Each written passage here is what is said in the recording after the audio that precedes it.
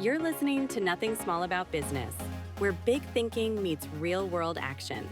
Ready to level up? Let's get into it. Today's guest is the founder of Prepped and Plated. She believes food should support your life and not complicate it. She's grown Prepped and Plated from the ground up and is passionate about prioritizing health, balance, and sustainability while building something meaningful. Angela Domin, welcome to the podcast. Thanks for having me. So before we jump into the business aspect of what you do, I'd love to hear how your company came to fruition. It's hard to say one thing, right? I think there's three big things. One, I'm really passionate about like helping people. So, people in my life always struggled with what to eat. So that was a big thing. Two, I think it's really hard to find food that you can trust that's actually clean. And that's Not fast gonna food? yeah, that's somewhat fast and convenient, but so that was another thing. And then the third thing was I just feel like I just have the most sensitive stomach in the world. So I can eat something quickly and then okay, it could ruin the rest of my day because it ruined how my stomach felt. So I was like, okay, I need to prepare my meals for myself. So I would do that. And then yeah, it just kind of spiraled into what it is today. So then everyone sees what you're doing and how great Hmm. you're feeling and how great you look. And they're probably like, okay, what are you making? Yeah, Make me some. exactly. That's so fun. Okay. So one of the big things with your brand messaging is finding really good, healthy foods for people on the go and people that are busy. And so what I love is that my audience is a lot of small business owners and entrepreneurs. And we don't have time to always be in the kitchen and then cleaning up after everything and still eating healthy. So talk to me a little bit about the whole concept behind your brand messaging and who you're, targeting with that. Yeah, so that's one thing I've always kind of struggled with, right? Because at first it was a lot of like single men. And I was like, okay, this is easy. They don't cook, they're busy, they might have the extra income to hire somebody to make their meals. And then it slowly kind of turned into, okay, this is more, I want this more to be more of a lifestyle brand. So, healthy kind of has I don't know how to say it, but people, can think a different way about it when really it's just eating whole foods and having those accessible for when you're hungry and you need them. Even with my kids, like if I have fruit in the fridge, but it's in a container Mhm. versus if I have it like displayed on the counter, they're going to eat it 10 times more than if it's hidden in the fridge. Exactly. So having it cut up, ready, it's done. Got it. Okay. So with your business model, are you making all the foods in your kitchen and are they getting delivered? Are they fresh, frozen? What is your business model around how they're getting these foods? Right. So our big thing is ingredients. Also that has a lot to do with like your gut health and how you're going to feel throughout the day. So a lot of foods these days, a lot of meats especially are stuff with hormones. That's why you'll see the chicken breasts that are like the size of your foot. Yes. And you're like, okay, how do I even cook this? So we source all of our meats from like small local butchers. So the quality there is really nice. We go to tons of different local stores or farmers to get the best quality ingredients, which makes a big difference. And then basically put that all into one. Everything's fresh. We deliver every Sunday and Wednesday. And there's no subscription, so you can just kind of order when you want, which is nice. Oh, I love that because I did Yeah. one of the major brands. I won't shout them out right now, but this was maybe 2 years ago. I ended up with probably 30 of their meals in my fridge because we were traveling or we had things I forgot to cancel it that week. It's Like, this is overwhelming. so annoying. Yeah, and then it just becomes like something that you don't want, right? Right. So in a sense where, yes, we could probably make a lot more money if it was subscription based and this just came to your door every week. But I want this to be something that is like supplemental people's lives to help them eat healthy and then they can choose. So it's like, okay, you can choose the meal that you want and you know that you're going to have that to eat next week and, you enjoy it. That's kind of almost what your differentiator is then. 'Cause a Hmm. lot of these other like competitors that I'm guessing you're up against are going to be subscription based Yes. and people do get turned off by that. And so if you're not making people sign up for that, that could be something that's really beneficial and what differentiates you from their other businesses. Yeah, that's a big thing. And then just the quality of the food. Like you can tell if you order from those big brands that they're just trying to push out as many meals as possible, right? Again, they probably make a lot more money than us and do better than us, but the quality of the food, you just can't even compare. Mhm. Yeah, and I notice with what you eat throughout the day really can impact how you're showing up in your life and in your business, and I'll tell you about my husband real quick. There's days where he won't eat all day Mm. long because he's seeing patients and wants to focus. And then he'll eat when he comes home because if, depending on what he has at lunch, he'll have like brain fog the rest of the afternoon. Oh, yeah. Yeah. So is that what you were noticing when you were trying to change what you were eating? Yeah, I think it was more like my gut. Like I would eat something, and you just feel heavy and sluggish and tired after you eat something, and you're just like, I'm not satisfied. I'm not full, and now I have to go throughout the rest of my day, but I still need food to like fuel my body. Like I'm not somebody that can go all day and not eat because then if I eat, then I'm just like, I'm just dead afterwards. Right. So I need to eat like a little bit throughout the day. So yeah, eating something that's like nutrient dense and that actually like fuels my body. I'm like, okay, I feel normal and I can go out through the rest of the day. Not buying a salad that's overpriced and then you add chicken to it for who these days $12 and Right. it's like $35 later, you have yeah, lunch and it a probably Caesar way more salad with calories than you chicken. thought. Yeah, with some gross chicken that has, weird texture. So yeah, there's a lot to it. Right. Okay. Mhm. So I'm not very familiar with the food business. So can you kind of talk us through like what your process is from like sourcing to getting it on people's tables? Like what is that? Okay. What does this business look Without like? being too boring. So sourcing is a little tricky because we're kind of all over the place, really, but it's because it's hard to find quality ingredients just at one place. Like there's a store called Restaurant Depot, which like 95% of restaurants probably use, but they're not necessarily known for quality, ingredients. There's going to be dyes, there's going to be added sugars, there's going to be, you name it. Okay. So we don't really get much from there unless it's like one single ingredient, like vegetables or something if we need some extras. But so sourcing, is a little difficult, but that starts there. And then everything's at our facility. So then we prep everything on Fridays, which is today. So slicing and dicing, making all of our sauces, putting labels on everything. And 'Cause I'm then assuming your menus change every week, right? every 2 weeks we change it. Yeah. And then you have to figure out how much of everything and how many Right. orders are coming in. Yeah, so that part's not too hard because it's like, okay, you make one meal, you know exactly what you need for one meal, like down to the ounce, right? So that's a great part too. We don't have like any waste at the end of the day. Oh, wow. Yeah, so that's nice. And people always talk about, like the plastic and the waste. It's like, okay, well, we're buying, 60 pounds of this chicken, but it doesn't come in all these individual containers that each have plastic wrapped in them, like if you would buy them per household, right? It's just one Oh, box. got it. Okay. You're So getting like okay, a you're bucket of saving chicken. there. Right, exactly. Um, okay, so then we cook everything, and then we package everything up and deliver. Got it. So, Okay. So what do you find is like the hardest part of being in the food industry with all of these different moving parts happening? great question. There's a lot of moving parts, in which I never really realized, I think, when I started it, because at home, you meal prep for yourself, say, you go to the store, you prep everything, you put it in containers, you clean up, and but it's like a whole production day, like for you. It's a process. Yeah. I love the idea of meal prepping until it's the day that you want to do it. And Hmm. then I'm like, no, I don't want to do this Yeah. anymore, actually. Yeah. Or you're done and then you're like, oh, I have to clean all of this up. Yeah, no. It's like, yeah.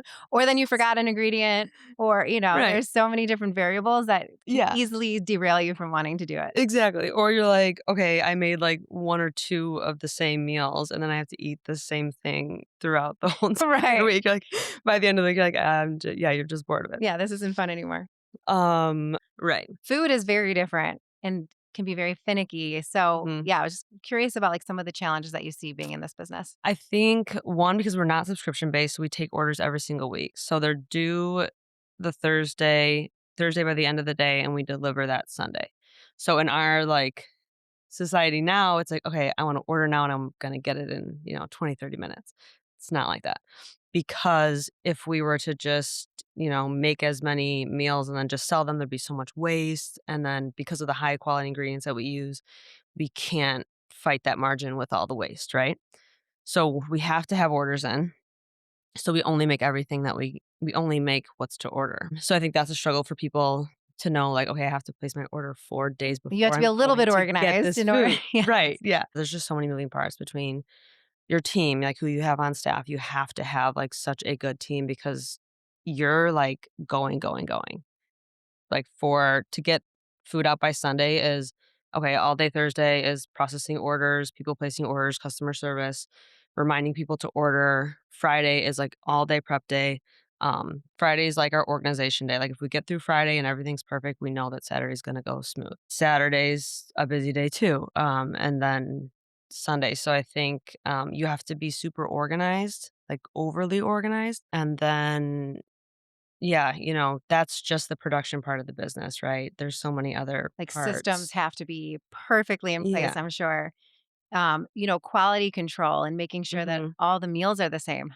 Oh, yeah. Do you have like systems and processes that Yeah. I'm implement pretty for that? proud of like our systems and how we do things. Yeah, I can be pretty type A, and there's so many moving parts, right? You have to be there, can't be all this wasted time. So, I went to school for teaching, and I think like one thing that I did actually take away a lot from those courses was okay, the transition time of when you're doing one thing with kids and you need to transition to the next. That transition time is huge because it's like it can either be 30 seconds or it can be 5 minutes, right? And it's like every time you transition, that time just adds up for the Mhm. whole day. So our systems are really tight because those transition times will add up and then we'll be there all day. So, yeah, when you Interesting. come in, it's like you know exactly what you're doing, you know exactly how to plate this meal in order, what ingredient to plate first, where to find it, all of those things. So there's not like, 10 people being, "Oh, where's this? Where's this? How do I find this? How do I plate this? With what scoop? With how much of this?" Right, because there's every meal has gotta have different Yeah. requirements. And it's exhausting. You don't wanna be the person in charge being like, "Okay," it's like you have 12 kids. There's no way. Right, chaos. Yeah. Yeah. So you have to be super organized. So I think, yeah, our systems are really, really good. Like when we have somebody new come into the kitchen, it's like, wow, everything was so organized and so fluid. And like that makes me so happy because that's what we work so hard to do. Like it all Mhm. starts there. 'Cause you can't have too many cooks in the kitchen, right? No, yeah. Literally. And too many like people, asking you 1,000 questions. It's exhausting and you can only do so much of that. Yeah, so not having a subscription base, every week could technically be different as far as, like, Mhm. how many meals you're making. Oh yeah. So how do you figure out staffing-wise, have you ever run into a problem where you weren't Oh yeah. ready for that? Yeah, I for would imagine that's sure. stressful. Yeah, especially in the beginning, because I always thought when I first started the business, it was around November, like, officially started. It was November, and I'm like, "Oh, it's going into winter, we're gonna be slow. We'll pick up in the summer." Oh, total opposite. So, everyone here is like, "Okay, you kind of realize you might have more of a schedule in the winter because, okay, we're kinda locked down. People maybe aren't doing as many social You're not things. grilling and You're making, not as, like, relaxed and going out and" yeah, so in the winter, it's always super busy. In the summer, it slows down a little bit because, you're out doing sports, kids are out of school, Mhm. things like that.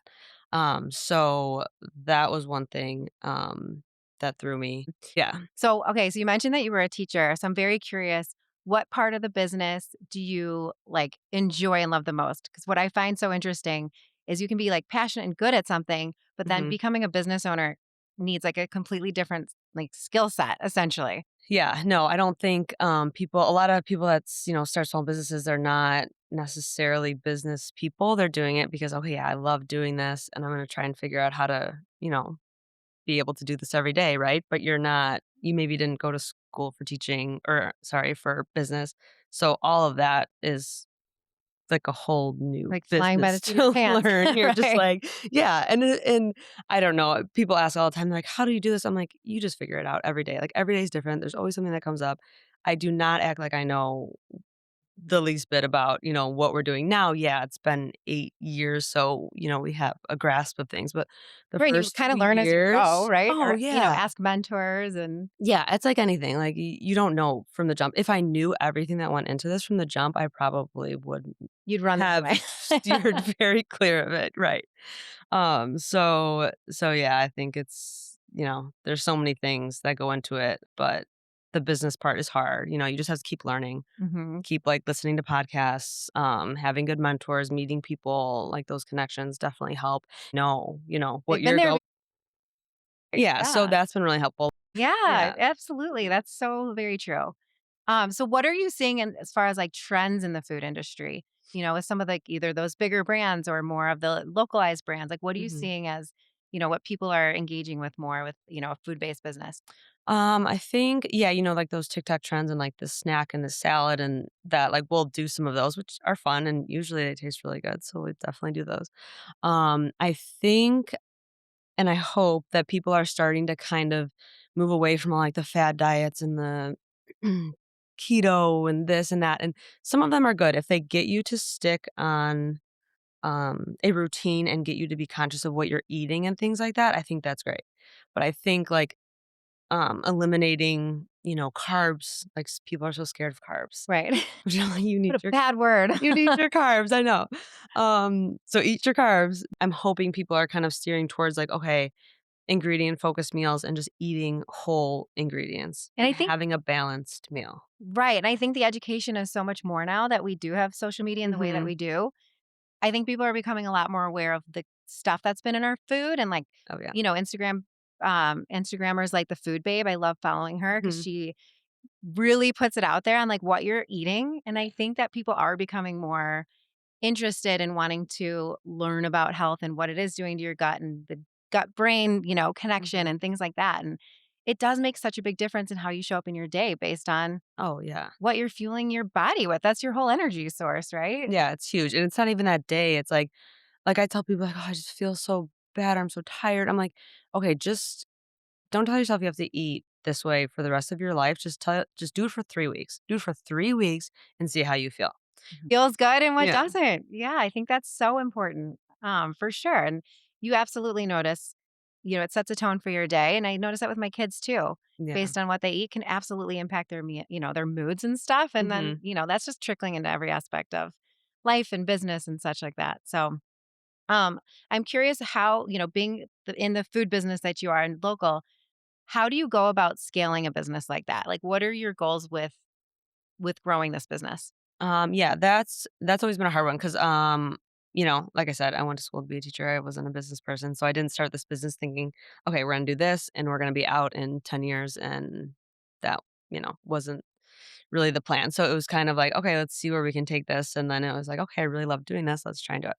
So, with growth, we definitely grow every year, which is great, and it's been really organic, which is nice because of the production. So, if we got hit with 3 times the amount that we're doing now, it would be a whole different ballgame. We'd have to change so many systems, right?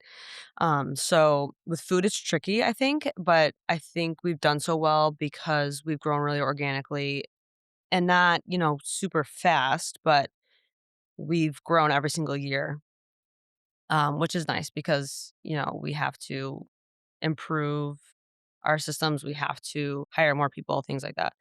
And Um, they say don't grow too quickly.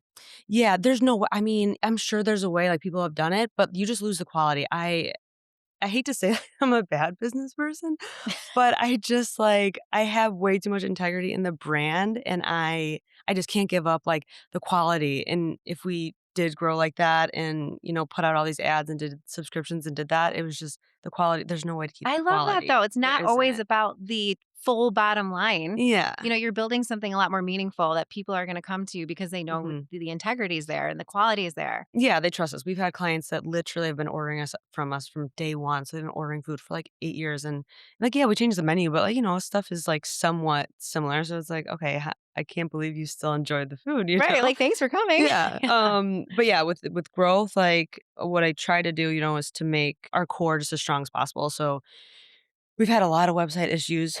We've like not wasted a lot of money. I mean, it's been a lot of trial and error, but so now we finally have a great website that I'm so proud of that's done. It's Um, unbelievable how hard websites are and how long they oh take. my gosh. Like I needed a whole class and on education on how to build a website. Mm. And now I'm great cuz I've built 3 and this last one is pristine, but so having that core just so tight and organized, I think is gonna help us scale in the future. Because if that core's messy, then there's just no way to, I don't think, in my mind, to seamlessly grow. So that's a big one. Right. I love that. And implementing it a little bit more slowly and strategically as Mhm. opposed to just like we have to grow as quickly as possible. Yeah, and, like, a big thing that I do really wanna touch on is our staff and our team and our employees. Like, yes, we want the food quality to always be great, and then, like, they've been with me since almost since day 1 because this wasn't my full-time job, so I needed help right away, and, they're still with me, and they work so hard, and, like, I they're like my babies. Like, I want to protect them and make sure they're happy with like their job. We're growing so that they have a job. We're able to give them raises and provide them with vacations and health insurance and 401ks and things so they can like work this job and have, like a balanced life also. Right. So And that's if a big, big thing feel for me. invested in the company and Mhm. in the growth of it. And if they cares, so much about it, that's going to get such a different outcome. Oh, yeah. Yeah, and they deserve it. Like, we just this year was the first year we were able to offer equity to, like, our head manager because 'cause she's been with me for, yeah, 7 years, and I'm like, And it's that was hard to find good so people. fun. Like, that was so exciting for me, to do that because, Right. she deserves it, and it's like, okay, it's such a fun thing for our business to be able to do. Like, we're a small company, so it's a really cool thing for us. Oh, that's awesome. And Mhm. being there for 7 years, she knows the ins and outs, Oh, yeah. just as well as anybody. Yeah, there's a lot of things she knows better than I do these days, yeah. Fun. Mhm. So you mentioned you did an event before, like last week, and I'm curious, what are some of the marketing channels that you do, um, being in this side of the business? Yeah, we honestly, we don't do a lot of marketing. We do a good amount of events where there'll be like a wellness event. We'll show up with the table, hand out samples, talk, do a lot of things like that. We did just hire somebody. She's been with us for almost 2 years now, so she's been doing more of the event side. So we've done a lot more in the recent years than we have in the past. Because a lot of our referrals are really just word of mouth and like your friends and your family that Mhm. come to us. I imagine But it converts much easier if they're trying your food and Mhm. meeting you Oh, yeah, versus seeing something, in a on flyer or Instagram. on Instagram or something Mhm. like that. If they're actually tasting it Right. and understanding the quality, I would imagine that results very different than some other avenues that you Oh, use. yeah, for sure. Yeah, so the events are good because we get to go out and meet people, and, people are out either exercising or doing something that's, like, some type of, lifestyle thing on the weekend, so it's an easy plug for us to go out and say, "Hey," like, "try our protein balls and try our meals," and you don't have to order them every week, but you can have them. Take a sample with you and try the food. Getting the food in people's mouths is, I think, the most important. Hmm. Um So there, and then, we'll try to link up with people that are just influential in like the community that, we can trust to, get the word out. Nice. That's Mhm. awesome. All right. So talk to me about what it's like with different food costs and how you make your decisions based around that. Yeah, that's been a hard one recently. So in the beginning, 8 years ago, which doesn't even seem like that long, food was just nowhere near as expensive. So now it's definitely something that we are very conscious of. So when we're making a new meal, um, aside from having to do all the breakdowns with the nutritional aspects and the macros and everything like that, like we also have to do the breakdowns of the prices because we can't have, three very heavy cost ingredients in one meal because we want this to be an affordable option for people. So we don't want to charge, $30 for a meal. So we can't have, a beautifully cut filet paired with what's a really expensive vegetable? Asparagus. Okay, so there's certain things that we do have to modify a little bit. Our big thing is making sure the meal is balanced and it's nutrient dense and things like that. So, but yeah, cost of food has been huge. And I think the only reason, or one of the big reasons we've been able to survive is because we don't really have any waste. So all of our meals are to order. So we know exactly what we need to make. That's why I think it's so hard for restaurants probably these days because, you don't know how many people are coming into the restaurant that day. You don't know how much food you're going to use. There's going to be food waste. There's going to be labor cost waste. You're overstaffed. So those are things that we have a lot of control over, which I think help us, be successful. Right. And that's interesting that you can kind of manipulate your meal plans based on, Hmm. how high a certain food cost that is coming in, as opposed to, I've been at some restaurants lately and when we get the bill, I'm Hmm. shocked at how expensive it is to go out. Like Yeah. family of, 5 going out. I'm like, Oh, okay, what are you ordering, guys? Like, can you order off the kids menu? It's like pasta. insane. Right. Mac and cheese for everybody. Yeah. Yeah, Oh, it's a lot. that's an interesting aspect that I didn't realize you probably have to keep an eye on food trends and Mhm. seasonal foods, Mhm. might be less expensive, I guess, during a certain time period, right? Oh, Than for sure. maybe winter if you're having, fresh fruits flown in from somewhere. Yeah, you buy strawberries in the summer, and sometimes if you get lucky, okay, you can find them for 1.99. But now they're they're $4.99, $6.99 everywhere you go, and they're not even that good. So it's like, yeah, we're big on seasonal. Start And planting a garden in your yes. backyard and start growing your own food. Yes, if we could have our own farm, that would be ideal. So another question I have for you is like, what would your advice be to anybody listening out there that is either starting to get in the food industry or has an idea for a company? What advice would you give somebody that's entering into this business? I think that person is probably very ambitious, which is good because you need a lot of ambition to do it. I was just telling you earlier, if you knew everything that went into it, you know, might run the other way.